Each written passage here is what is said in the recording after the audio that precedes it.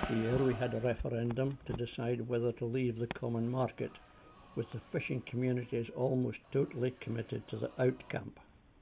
They won. Now, no matter what next month's general election brings, we will move on to the negotiation stage of what is now called Brexit.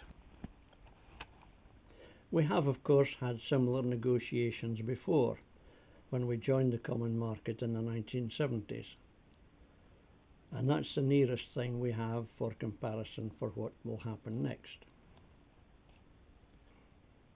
When the common market was proposed in 1950, Britain didn't want to join. 10 years later, Harold Macmillan decided that joining was in Britain's interest. He sent a team, led by Edward Heath and Geoffrey Rippon, to negotiate, but their demands were too much for General de Gaulle, the French president. He said no in 1963 and no again in 1967. He said that Britain was not sincere in their wish to join the club, and they simply wanted to cherry-pick the benefits. The next time we applied, in 1971, France was led by President Pompidou, who encouraged Britain to join.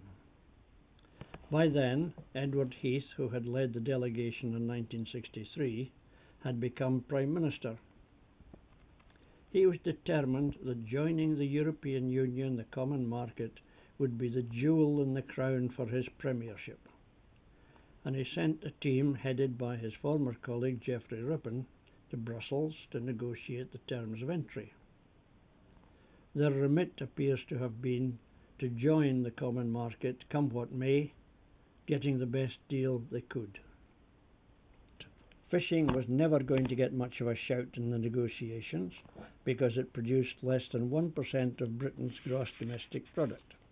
It had even less chance after the Secretary of State for Scotland, Murray's MP, Gordon Campbell, sent Heath a memo telling him that fishing was weak and inefficient and the industry was expendable.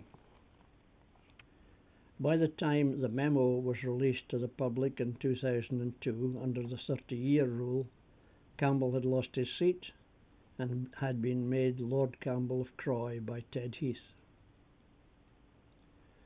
All the time the negotiations were going on, the politicians assured the fishing industry that they were not going to sign a treaty which would commit them to the present fisheries policy. They lied. Our politicians may have been liars, but they were dealing with cheats. Applying for membership along with Britain were Ireland, Denmark and Norway. Together this group would control almost the entire European fisheries when the new 200-mile zone came into operation the following year. To cope with this, the common market bureaucrats devised a cunning plan.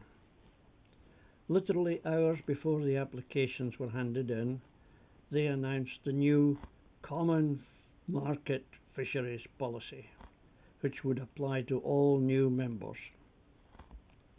This said that all the fish in European waters were a common European resource. They knew that this was illegal because their own lawyers had told them so in no uncertain terms, but they went ahead anyway. The British delegation also knew that it was illegal, but they decided not to dispute it, for fear of prejudicing the negotiations. The truth was that Heath had decided that the effect on British fishing was insignificant compared to the alleged great benefits which membership of the common market would bring to British industry. He not only ordered our delegation to accept the common fisheries policy, but he wrote secretly to the Norwegian Prime Minister, pleading with him to accept it as well, and include Norwegian waters in the new illegal fisheries policy. There was a storm in Norway when the letter was leaked to the press, and eventually the Norwegian people rejected the common market in a referendum. Heath, of course, had already made up his mind that we were joining the common market, and he would not allow anything to stand in the way. He is said to have told some of his closest colleagues, "There are only 22,000 fishermen," and also that they were politically insignificant. So we signed the treaty.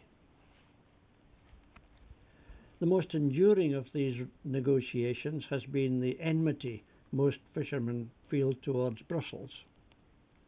The Westminster gang who caused the problem stood aside and smiled.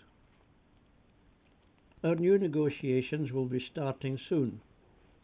They will of course be secret, right up to the point where we sign the deal.